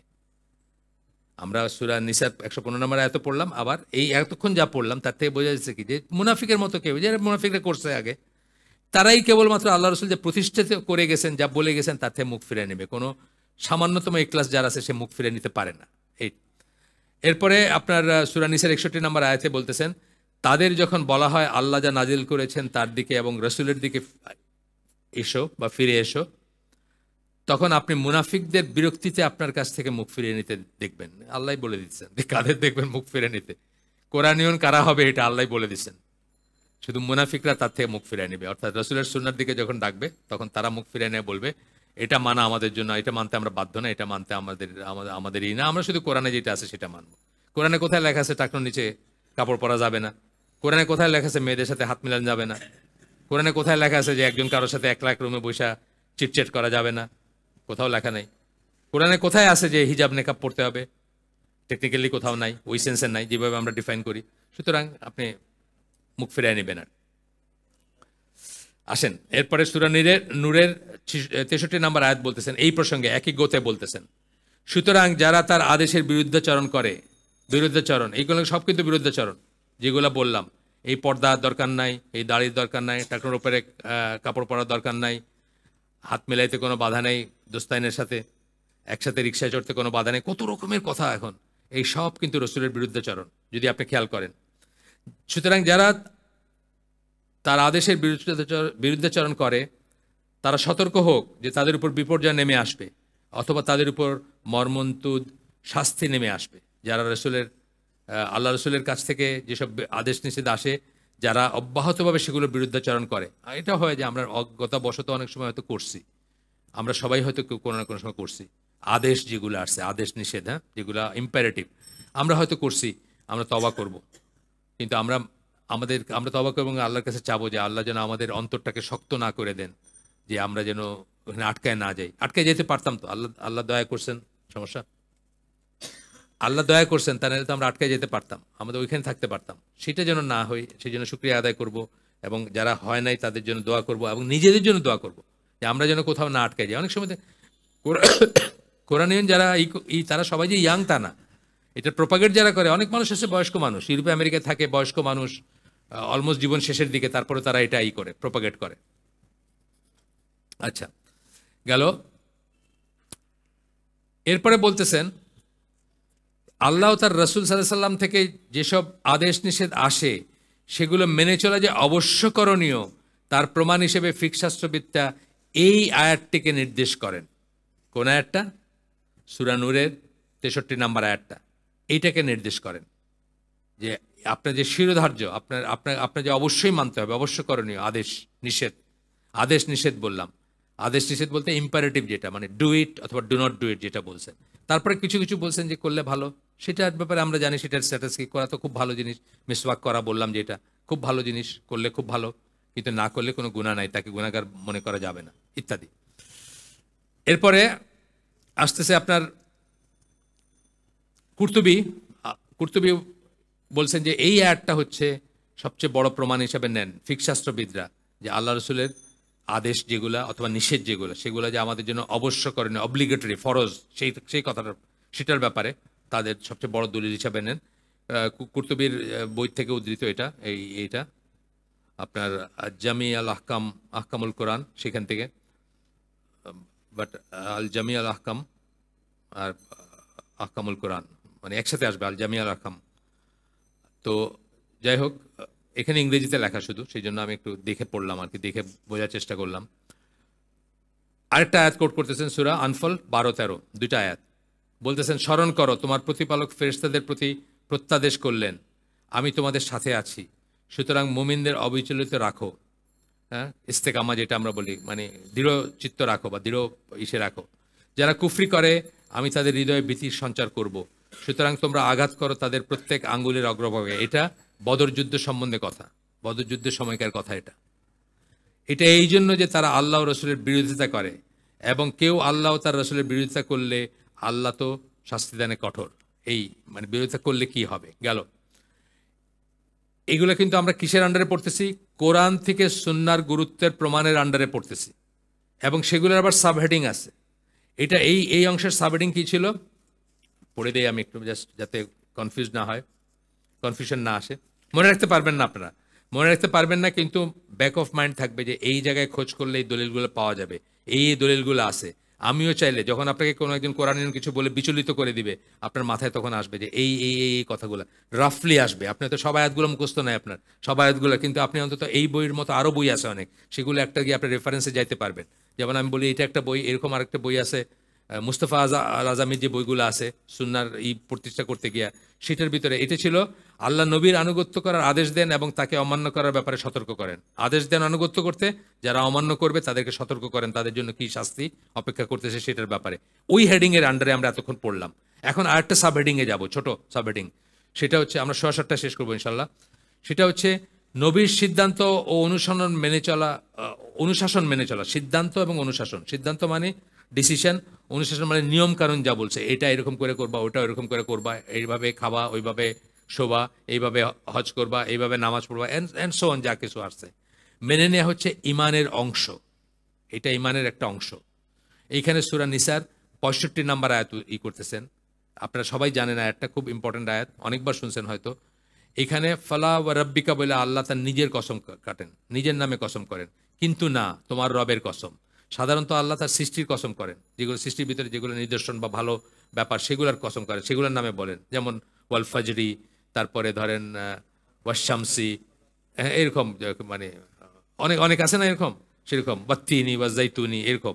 কিন্তু স্পেশাল জায়গায় আল্লাহ নিজের শপথ করছেন, এরকম একটা আয়াত হচ্ছে এই আয়াতটা, যেখানে আল্লাহ নিজের শপথ করতেছেন। কিন্তু না তোমার রবের কসম, তারা ততক্ষণ পর্যন্ত বিশ্বাস করে না, ততক্ষণ পর্যন্ত তারা ইমানদার না, ততক্ষণ পর্যন্ত তারা মুমিন না, ততক্ষণ পর্যন্ত তারা বিশ্বাসী না, যতক্ষণ না তারা তাদের সকল বিবাদ বিসংবাদ, ঝগড়াঝাটি, তর্ক বিতর্ক, যা কিছু সকল বিবাদ বিসংবাদের ব্যাপারে তোমাকে বিচারক নির্ধারণ করে। তোমাকে মানে কাকে? রাসূলকে। তাকে বিচারক না, রাসূলের কাছে আসছে একটা ডিসিশন, উনি বলছেন এটা ফাইনাল, শেষ, ভিতরে আর কোনো রকম গ্রাম্বিং থাকবে না। এবং তুমি যে সিদ্ধান্ত দাও, তুমি সিদ্ধান্ত যেটা দিছো, সিদ্ধান্ত দিছেন আল্লাহ রাসূল, অনেক সিদ্ধান্ত দিছেন আমাদেরকে, তার ব্যাপারে মনে কোনো অসন্তোষ পোষণ করে না। তখন সিদ্ধান্ত দিচ্ছেন ডিরেক্টলি, এখন সিদ্ধান্ত কোথায়? সুন্নায় বা হাদিসে আছে। ঠিক আছে, আমি আপনার বললাম যে আপনি এটা পড়ছেন, এটা এই প্যান্টটা পরা ঠিক হয় না, এই কাপড়টা ঠিক, আপনি বললেন দলিল দেখান, আমি গেলাম কোরআন এবং সুন্নায়, কোথাও দলিল নেই, সলিউশন হয়ে গেল না? আচ্ছা, উল্টাটা আপনি একটা সিল্কের পাঞ্জাবি পড়ছেন, সিল্কের পাঞ্জাবি সেটা টার্ম, যাই হোক, ওই পোকার মুখের যেটা সিল্ক আর কি, সিল্কের পাঞ্জাবি পড়ছেন, আমি বললাম এটা তো পরে জায়েজ না। আপনি বললেন যে দলিল দেখান, আমি দলিল দেখাই দিলাম, রাসূল বলছেন, আপনি মেনে নেবেন। তখন এই কথাটা এখানে বলা হচ্ছে যে আর ভিতরে আপনার কোনো গ্রামলিং থাকবে না। আমি যখন হজে গেছিলাম 94 সালে, তখন আমার সিলেটে এক ভাই, ওনার নাম, আমার মারা গেছেন উনি, আমার নামের নাম ওনার। তো মদিনায় হজ শেষ, হজের পরে মদিনায় একটা রেস্টুরেন্টে বসে চা খাইতেছি, ওনার সাথে আমার পরিচয় করে দিলেন আরেকজন, থার্ড পার্টির মাধ্যমে পরিচয় হলো। উনি আমার পাশের গ্রামের লোক, এবং আমার বাপ দাদা 14 গোষ্ঠী চিনেন, মানে একে অপরের ফ্যামিলিকে। আমি যেহেতু বাইরে থাকি ওনাকে চিনি না, কিন্তু ওনার গায়ে দেখলাম রাজশাহী সিল্কের ফিনফিনা একটা পাঞ্জাবি পরা। আমি বললাম যে এই তোমার সাথে আমার জীবনে দেখা নাও হইতে পারে আর, তো আমি বলে নেই যে এইটা কিন্তু পরাটা হারাম। উনি শুনলেন একটু খেয়াল করে, জাস্ট উল্টা দিকে একটা কাপড়ের ঝুলে থাকে না, ওই যে মক্কা মদিনা দেখছে না দোকানে কাপড় ঝুলে রাখছে, বললেন তাই সত্যি যে হ্যাঁ দলিল আছে যে হ্যাঁ আছে। গিয়ে ওইখান থেকে একটা কাপড় কিনলেন, তোপ মতো একটা কিনা পরে ওইটা একটা প্যাকেটে ঢুকায় বললেন যে এটা আমার বোনরে দিয়ে দিব। সামিনা আতা নাম, শুনলেন এবং মানলেন, আর কোনো গ্রামলিং নাই ভিতরে। মনে হইতে পারতো যে এটা এত দাম দিয়ে কিনছি, রাজশাহী সিল্কের পাঞ্জাবি, আচ্ছা এটা ছিঁড়ে গেলে আর পড়তাম না, এটা তো একটা খুব কমন টেন্ডেন্সি আর কি, না সেটা না। যাই হোক, তারপরে বলতেছেন তার নির্ধারণ না করে, তোমাকে বিচারক নির্ধারণ করে, এবং তুমি যে সিদ্ধান্ত দাও, তুমি যখন সিদ্ধান্ত দিলা, মানে রাসূল যে সিদ্ধান্ত দিলেন তার ব্যাপারে মনে কোনো অসন্তোষ পোষণ না করে, আর কোনো অসন্তোষ থাকবেন না। এটা কেমন, এটা আছে একটা ঘটনা আছে এখানে, একটা ঘটনা আছে পরে, এটা পড়ে হয়তো আমরা আজকে শেষ করে দিব। জুবায়ের রাদিয়াল্লাহু আনহু নিয়ে একটা ঘটনা আছে। এবং তারা পূর্ণভাবে আত্মসমর্পণ না করে, মানে মানবে তো, এটা ভিতরে কোনো অসন্তোষ থাকবে না এবং পরিপূর্ণভাবে ওটার কাছে আত্মসমর্পণ করবে। ওই যে ছেলেটা যেরকম ওই রেস্টুরেন্টে বসেই উল্টা সাইড থেকে কাপড় কিনে ওইটা গুটায়া ইসের প্যাকেটের ভিতর ঢুকাই দিল, মানে সাথে সাথে, আর কোনো গ্রামলিং নাই, কোনো নাই, কোনো আত্মসমর্পণ করলো সাথে সাথে কথাটার কাছে। আমার কথা না, রাসূলের কথা। সেটার কাছে আত্মসমর্পণ করলো। কারণ সিল্ক হারাম হয়েছে কি দিয়ে? সুন্নাহ দিয়ে হয়েছে। এটাও একটা পয়েন্ট আর কি, সুন্নাহ দেওয়া হয়েছে। আজকাল আমরা দেখি যে হোমোসেক্সুয়ালরা বাইরে ওই যে গিটার বাজায় যারা, এরা সিল্কের পাঞ্জাবি পরে, সিল্কের জিনিস পরে, চকচক করে, বুঝছেন না? এটা থেকেই বুঝবেন যে কেন সিল্ক পরতে নিষেধ করা হয়েছে, কারণ ফেমিনিন হয়ে যায় মানুষ সেটার ইসে। আচ্ছা যাক, এই আয়াত নাজিল হওয়ার, এটা পড়ে আমরা আজকে শেষ করে দেবো ইনশাল্লাহ। এই আয়াত নাজিল হওয়ার উপলক্ষ অথবা অন্তত এমন একটা পরিস্থিতি যেটার বেলায় এই আয়াতটা স্পষ্টই প্রযোজ্য, তা সহিহ বুখারীতে লিপিবদ্ধ হয়েছে। এই গল্পটা পড়বো আমরা, এই গল্পটা পড়ে আমাদের আজকের আয়োজন শেষ করে দেব। একটা প্রাকৃতিক একটা জায়গার কথা বলতেছেন মদিনায়, প্রাকৃতিক পাহাড়ি ঝর্ণার ব্যাপারে আনসারদের একজনের সাথে আজ জুবায়ের যখন বলতেছেন রাসূলের কাজিন এবং ভাইরা ছিলেন, ভাইরা ভাই জুবায়ের আল-আওয়াম, তার কথা বলা হচ্ছে, রাদিয়াল্লাহু আনহু, তার কথা বলা হচ্ছে। ঝগড়া হয়, নবী বলেন হে জুবায়ের, তার কাছে আসছে, ঝগড়ার পরে তার কাছে আসছে সালিসের জন্য, হে জুবায়ের, তোমার জমিতে সেচ দাও এবং তারপর এই পানিকে তোমার প্রতিবেশীর কাছে বয়ে যেতে দাও। তোমার জমিতে সেচ দেওয়ার জন্য যেটুকু লাগে, পাহাড়ি ঝর্ণা আমার জমিনে আসছে, এটা নিয়ে ঝগড়া হইতেছে। প্রতিবেশী বলতেছে এটা তো ইসমাইলি, এটা আপনি কেন, আপনার জমিনে কেন এসে আটকায় যাবে, আপনি এটা আমাদের দেন বা ছেড়ে দেন বা কেটে দেন, আপনার জমিনের আইল কেটে দেন, কিছু একটা বলছে আর কি। তো ওনার কাছে আসছে, আসার পরে আল্লাহ রসুল তার কাজিনকে বলতেছেন যে তুমি তোমার জমিনে সেচ দাও, তারপরে তোমার প্রতিবেশীর ইসে দাও, সেচ দাও এবং তারপর এই পানিকে তোমার প্রতিবেশীর কাছে বয়ে যেতে দাও, বয়ে যাক তোমার প্রতিবেশীর কাছে। ওই আনসার বললেন, ওই আনসারের পছন্দ হয় না এই ডিসিশনটা, ওইখান থেকে আসতেছে আর কি, ওনার পছন্দ হয় না, ওনার মনে হয়েছে যে তার আত্মীয় দেখে উনি ওদের ফেভার করলেন। তো ওই আনসার বলতেছেন, হে আল্লাহ রসুল, এটা কি এই জন্য যে সে আপনার জ্ঞাতি ভাই? মানে ওই সময় ছিল এইসব জিনিস, যাই হোক, মানে রসুল কি সেটা অনেক সময় তারাও শেষের দিকে যাওয়ার আগে রিয়েলাইজ করতে পারে না। এগুলা ইভলভ করছে না, ইভলভ করছে, এগুলো আস্তে আস্তে তাদের মনটা সব বুঝছে, বা ইস্তেকামা যেটাকে বলি, কায়েম হয়েছে ইসের উপরে। হিজরির সেকেন্ড সাল, সাহাবীদের নিয়ে আল্লাহ রসুল সাল্লাল্লাহু আলাইহি ওয়াসাল্লাম জুমার খুতবায় দাঁড়াইছেন। সিরিয়ার থেকে একটা কাফেলা আসছে, অনেক টুংটাং করে, কাফেলা আমার সাথে কি খেল তামাশা, এটা সেটা জিনিসপত্র আমাদের এখানে আসে না, ওই ফেরিয়ালাটা ডাইকে বেড়ায়, এইসব উটের কাফেলা আসছে। সাহাবীরা আল্লাহ রসুলের ছেড়ে বাইরে হয়ে গেছেন ইসের থেকে, এটাও তো তারা করছেন। সেই আল্লাহ রসুলের জন্য তারা পরে জান দিচ্ছেন না, প্রাণ দিচ্ছেন না। আল্লাহ রসুলের জন্য কেন, একজন ফেলো হিউম্যান বিং এর আরেকজন সহচর যাকে বলি আমরা, কম্পেনিয়ন, তার জন্য প্রাণ দিচ্ছেন তারা। সময় লাগে, ইভলভ করতে সময় লাগে। এটা আমাদের বেলায় কিন্তু প্রযোজ্য। আমরা যেন একদিনে কোন একজন মানুষের দেখে কোনো হয়ে না যে না এর দিয়ে কিছু হবে না, এরকম যেন না হয়। আল্লাহ রসুল যদি ওই সেকেন্ড হিজরিতে, হিজরত করার 2 বছরের মাথায় যদি সাহাবীরা বাইরে যেতে পারেন, আল্লাহ রসুল মনে করতে পারতেন না এর দিয়ে কিছু হবে না, সেটা তো মনে করেন নাই। হ্যাঁ, তো এই যাই হোক, এই আনসার বলতেছেন যে হে আল্লাহ রসুল, এটা কি এই জন্য যে আপনার জ্ঞাতি ভাই? তখন তার চেহারা লাল হয়ে গেছে রাসূলের। রাসূল রেগে গেলে তার চেহারা লাল হইতো, শাউট করতেন না, কিন্তু সাহাবীরা সেটা দেখে বুঝতেন যে উনি রেগে গেছেন। যেহেতু এটা কি বলতেছেন, অনেক বড় একটা ইলজাম কিন্তু, বা অনেক বড় একটা এই যে নেপোটিজম, স্বজনপ্রীতির একটা করতেছেন তার উপরে। তখন আল্লাহ রাসূল বললেন, হে জুবায়ের, তোমার জমিতে সেচ দাও এবং তারপর সেই পানিকে ধরে রাখো। এখন সত্যিকার ডিসিশনটা আসতেছে। আগেরটা ছিল ওই সাহাবীকে ফেভার করে অ্যাকচুয়ালি, যে আচ্ছা জুবায়ের তো আত্মীয়, তারা বললে ছেড়ে দিবে পানি, ঠিক আছে। এখন আসতেছে বিধিমতে যেটা হওয়া উচিত সেটা।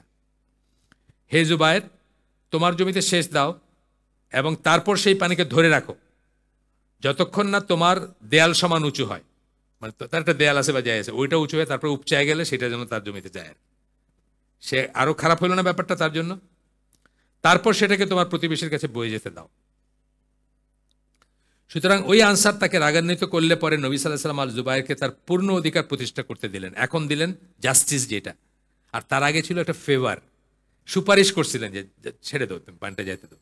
এখন বললেন যে যেটা সুবিচার হয় সেটা জাস্টিস যেটা। এর আগে নবী সাল্লাল্লাহু আলাইহি ওয়াসাল্লাম এমন একটা আদেশ দিয়েছিলেন যেটা দুজনের পক্ষেই গিয়েছিল, দুজনেরই কাজ চলে যেত, দুজনেই ভালোই ছিল। আজ জুবাইর বলেন, আমার মনে হয় না এই আয়াত, অর্থাৎ সূরা নিসার যে 65 নম্বর আয়াত, এই ছাড়া অন্য কোনো প্রসঙ্গে নাজিল হয়েছিল। জুবাইর মনে করতেন যে এই আয়াতটা তার ওই ঘটনার পরিপ্রেক্ষিতে নাজিল হয়েছিল, কারণ ওই সাহাবী, আনসার সাহাবী ডিসিশনটাকে মনে নিতে পারেন নাই, সেটাকে আত্মসমর্পণ করতে পারেন নাই। তখন আল্লাহ তাকে অনেক বড় একটা থ্রেট দিলেন যে তারা মুমিনই না যতক্ষণ পর্যন্ত তারা তুমি যেটা দিবা ডিসিশন সেটা মানতে না পারে এবং সেটার কাছে আত্মসমর্পণ না করে এবং সেই ব্যাপারে মনে কোনো গ্রাম্বলিং না থাকে। এটা আমরা আমাদের বোনদেরকে অনেক সময় বলি, এটা আল্লাহ কি বললেন, এটা রাসূল কি বললেন, চায়ের বিয়া, এটা অবিচার হলো না? একটা পুরুষ তার ওয়াইফের পারমিশন ছাড়া 4টে বিয়ে করে আর আমাদের একটাই। এটা ঈমান বিনষ্টকারী কথা। কিন্তু আপনার পছন্দ না হইতে পারে যে আপনার হাজব্যান্ড আরেকটা বিয়ে করতেছে, আমরা সবসময় বলি। আপনার জেলাসি হইতে পারে, মানে জেলাসি বলতে মানে কি বলে, প্রোটেক্টিভ জেলাসি যেটা আর কি, ঈর্ষা যেটাকে আমরা বলি, হিংসা না, ঈর্ষা হইতে পারে। উম্মুল মুমিনিনদের হয়েছিল, আপনারা হইতে পারে, এটা আমরা অস্বীকার করি না। আমরা বলতেছি না আপনি মারহাবা মারহাবা করে যাবেন গিয়া সেকেন্ড ওয়াইফরে বরণ করে নিয়ে আসবেন, সেটা আমরা বলতেছি না।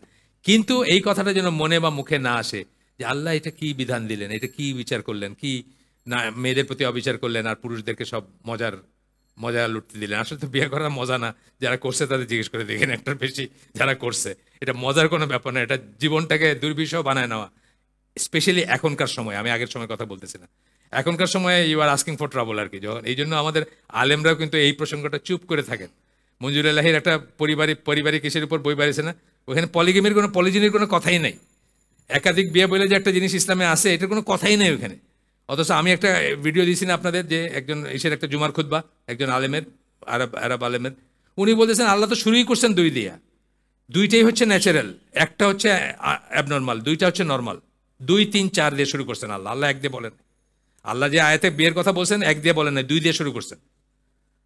এবং যে সুবিচার করতে পারবেন না তাকে বলছেন যে একের ভিতরে থাকো। তার মানে দুইটা হচ্ছে নর্মাল। ওই আলেমের খুব সুন্দর করে প্রমাণ করে দিচ্ছেন যে দুইটা, একটা হচ্ছে কি বলছে ওকে, বাট দুইটা হচ্ছে গুড, মানে একটা চলবে আর কি, কিন্তু দুইটা গুড আর না করা হচ্ছে ব্যাড। এভাবে 3টে ছবি দিয়ে উনি জুমার খুতবা উনি, আমি ওই গ্রুপে দিয়েছিলাম, হয়তো বোনদের পছন্দ হয় না, সেটা অন্য জিনিস, কিন্তু ব্যাপারটা আসলে তাই। যাই হোক, কিন্তু এখনকার দিনে দেখেন কঠিন পরীক্ষা, কিন্তু এখনকার দিনে যদি ওইটা করেন আপনি, আপনার এই কথা বলে দেবে যে আল্লাহ এটা কি করলেন বা রসুল এটা কি বললেন। আমি কিন্তু এটা সুন্নাহ হিসাবে বলি না, আবার ক্লিয়ার করে যাচ্ছি আমি সবার কাছে। অনেকে মনে করে আমি সুন্নাহ হিসাবে এটা রিকমেন্ড করি না, সুন্নাহ হিসাবে আমি ওয়াজিব হিসাবে রিকমেন্ড করি, কারণ আমাদের সমাজটা ভেঙে পড়তেছে। দেরিতে বিয়ে করা এবং একাধিক বিয়ে না করার থেকে আমাদের সমাজটার স্ট্রাকচার ভেঙে পড়তেছে। আমরা জানিও না আমাদের ছেলেমেয়েরা কি করতেছে, আমরা কল্পনাও করতে পারি না আমাদের ছেলেমেয়েরা কি করতেছে। এই কয়দিন আগে একটা ডকুমেন্টারি, কোন একটা টিভি, মাই টিভি না কিসের একটা ডকুমেন্টারি দেখলাম, পার্কের ভিতরে সব স্কুল ড্রেস পরা ছেলেমেয়েরা হাত ধরাধরি করে বসে রয়েছে। বাপ মা ভাবতেছে যে নামি দামি স্কুলে যাইতেছে, ছেলেরা মেয়েরা যাইতেছে, চুল চাষরাই দিতেছে মেয়ের, আর ওই মেয়েকে সারাদিন বসে আছে ওই পার্কের ভিতরে স্কুল ড্রেস পরে। বুঝছেন এগুলো কেন? বাপমা মনে করতেছেন যে আমারটা, মানে চোখ বুঝে থাকা আর কি, আমারটা কিছু করে না, আমারটা আমার এসের চরিত্র ফুলের মতো পবিত্র। তিনি বলছে আমারটা করে না, অন্যরা করে সব। সে তো কোনোদিন জিজ্ঞেস করছেন তাকে তার বিয়ের দরকার কিনা, কোনোদিন জিজ্ঞেস করছেন তার কেমন লাগে, কোনোদিন কোনো সম্পর্ক স্থাপন করছেন না, এটা চোখ বুঝে থাকতে চান, আগে ক্যারিয়ারটা হয়ে নেক তারপরে বিয়ে দিবেন। ততদিনে যে কি করতেছে সেটার কোনো নাই। এই জন্য আমি বলি যে একাধিক বিয়ে হচ্ছে ওয়াজিব, শুধু সুন্নাহ হিসাবে আমি বলি না। সুন্নাহ তো অনেক বড়, এই লম্বা চুল, কান্দে চুল রাখা, এটা সুন্নাহ হিসাবে আমি বলি না। এর চেয়ে অনেক বড় সুন্নাহ আছে, সেগুলো পালন করেন। 4 বিয়ের চেয়ে অনেক বড় সুন্নাহ আছে, এটা করেন, সুন্নাহ হিসাবে বলি না। কিন্তু আমাদের সমাজটাকে বাঁচাইতে হলে বিয়েটা ইজ এ মাস্ট যদি আপনি রাখতে, ভেঙে পড়বে সমস্ত, অলরেডি ভেঙে পড়ছে। আপনারা দেখেন, আপনারা দেখেন না, ইসলামিস্টদের কথা বলছে, আপনাদের মতো দাড়ি টুপি আলাদা ফ্যামিলির কথা বলতেছে। আমি ইসের কথা বলতেছি না, সেকুলার ওই রমনা কি বলে ওই গণজাগরণ মঞ্চের কথা বলতেছি না, আমি আপনাদের ফ্যামিলির কথা বলতেছি। আপনার খবর নিয়ে দেখেন আপনার ফ্যামিলি ভেঙে পড়তেছে, আপনাদের ছেলেরা কি করতেছে, বিয়ে না করে কি করতেছে, কি করে বাড়াইতেছে, আপনাদের মেয়েরা কি করতেছে। যায়েন একদিন ওই পার্কে গিয়ে দেখবেন, জিয়া উদ্যান, চন্দ্রিমা উদ্যান আছে না, যায় দেখেন ওইখানে কি করতেছে। ডকুমেন্টারি তুলছে, বলতেছে আপনি এখানে কেন কি করতেছেন, আপনার তাহলে আব্বার সাথে কথা বলি, আর নাই, সাথে সাথে হাইটা গেল না, কথা বলবে না, মুখ ঢেকে ফেললো, এটা করলো। স্কুল ড্রেস পরা, স্কুল ড্রেস পরা। উত্তরাতে একটা ফুড কোর্ট আছে আপনার উল্টা সাইডে, ওই বিএনএস সেন্টার ওইখানে। আপনি একদিন 11টার সময় যায়েন স্কুল ডেতে, আপনি দেখবেন যে উত্তরার নাম করা স্কুলগুলোর ক্লাস 6-7-এর ছেলেমেয়েরা হাত ধরে করে বসে এখানে করতেছে, স্কুল ফাঁকি দিয়ে খাইতেছে আর আড্ডা মারতেছে, প্রেম করতেছে সোজা বাংলায়। আপনি মনে করছেন আমার মেয়ের চরিত্র ফুলের মতো পবিত্র, আমার মেয়েটা করে না, অন্যরা করে সব। এটা ঠিক না, মানে বাস্তবতার সাথে করা উচিত। যাই হোক, বিসাইড দ্য পয়েন্ট, আমি আবার ফিরে আসি, মাফ করে দিন। হঠাৎ করে আসলো প্রসঙ্গটা, বললাম অনেক ইয়াং চেহারা আছেন এখানে, ঘুরে বেড়াইতেছেন, কি করতেছেন? মৌমরা দিলেন বলছেন না যে তোমরা যদি বিয়ে না করো তাহলে তোমরা কি করতেছো, অন্য কিছু করতেছো নিশ্চয়ই। আমিও বলতেছি আপনার বিয়ে না করলে কি করতেছেন, এটা আল্লাহর সাথে হিসাব করেন। আচ্ছা, এইখানে আমরা তাহলে শেষ করে দিই আজকের আয়োজন। একটু সুন্দর একটা জায়গায় আসছি আমরা। আমি হয়তো আগামী হালাকাটা করতে পারবো না, আমাদের হয়তো আবার রমাদানের পরে দেখা হবে, কারণ আর একটা হালাকা হবে হওয়ার কথা মার্চ মাসের, সরি ফেব্রুয়ারি মাসের 4 তারিখ, 3 তারিখ একটা শুক্রবার, তাইলে 3 আর 7 10 তারিখে একটা শুক্রবার হবে ফেব্রুয়ারির। ওই 10 তারিখের হালাকাটা হবে না। আর ফেব্রুয়ারি মাসে বোধহয় আরও একটা হবে, ফেব্রুয়ারি মাসের 2টার কোনোটাই হবে না। তো আরেকদম রমাদানের পরে হবে ইনশাল্লাহ। আপনারা দোয়া করবেন, রমাদানের পরে দেখা হবে আল্লাহ যদি বাঁচায় রাখেন। এটা তো ধারাবাহিক জিনিস। আমরা একটা সুন্দর জায়গায় স্টপ করছি আজকে। সুবহানাকা আল্লাহুম্মা বিহামদিকা আশহাদু আল্লা ইলাহা ইল্লা আনতা আস্তাগফিরুকা ওয়া আতুবু ইলাইক। আমরা যে শুনলাম তার ভিতরে ভালো কিছু শুনলে থাকলে সমস্ত প্রশংসা আল্লাহর, আলহামদুলিল্লাহ। খারাপ কিছু শুনে থাকলে সমস্ত ব্যর্থতা আমার, এবং সেটা শয়তানের তরফ থেকে। আল্লাহ আমাদেরকে তৌফিক দেন যা ভালো শুনলাম তার উপর আমল করার। আসসালামু আলাইকুম ওয়া রাহমাতুল্লাহি ওয়া বারাকাতুহু। এখানে আমেরিকা প্রবাসী এক ভাইয়ের বাবার এবং ভাইয়ের আসার কথা, আসছেন আপনারা না আসেন। উনি আমাকে বলছেন যে আপনারা দেখা করতে আসবেন। আপনার ভাই, ওনার ভাই, বোনের জামাই। আচ্ছা, আপনারা উমরা করতে যাবেন? ওয়ালাইকুম সালাম।